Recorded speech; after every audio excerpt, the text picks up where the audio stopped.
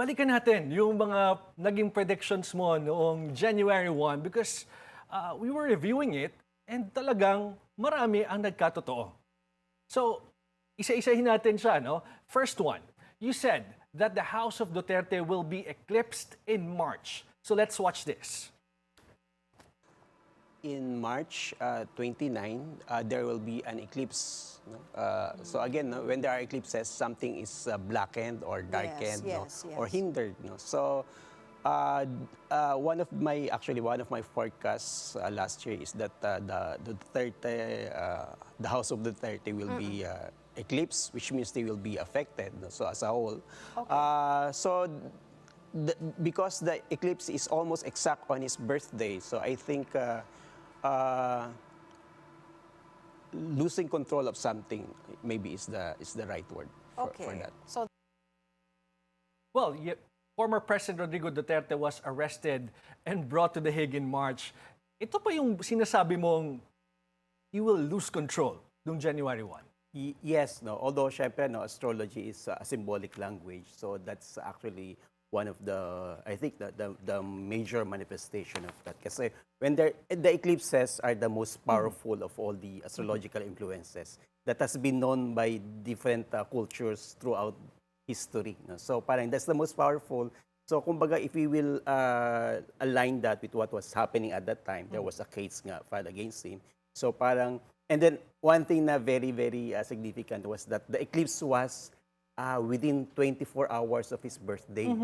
No? So parang we can say that it's a very exact alignment of that, let's say, negative energy that affected his chart. So parang putting this together, what was happening, what's going to happen with the eclipse, parang it follows that there's something that he values will be taken away from him, which is His his freedom. freedom. Oo, pero sabi mo nga, pag sinabi ba nating eclipse, talagang negative yung dinadala nito? Generally speaking, yes.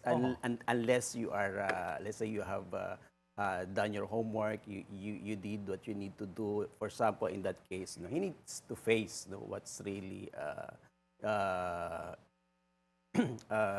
level against him. Now, you mentioned kasi House Duterte.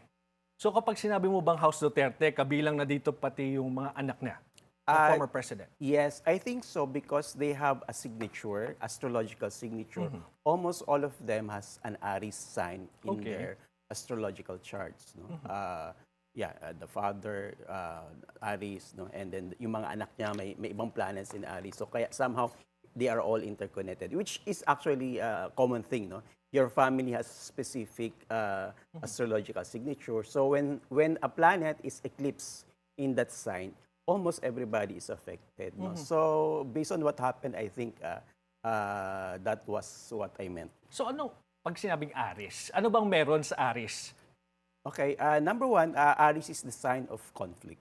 Okay. It's the sign of war. No? Okay. So it's not a peaceful, a peaceful sign. Uh-huh. So So based on what they have done, for example, no, on the personal level, yung how they talk, they speak, and then maybe with regards to the effect. No? Of course, the war on drugs is a kind of war. No? It's ruled by Mars. Kumbaga talagang sila, mahilig sila sa ganito. Well, whether kung sino man ito, whoever, no, hindi lang sa mga Duterte, basta may Aries sa sign mo, more or less medyo combative ka or mahilig ka sa confrontations. Yes, objectively speaking, that's the meaning of this sign, Aries. No? For example, the most prominent Aries in the Philippines was Emilio Aguinaldo. So he fought for the Philippine independence. Pero depende doon sa pinaglalaban mo.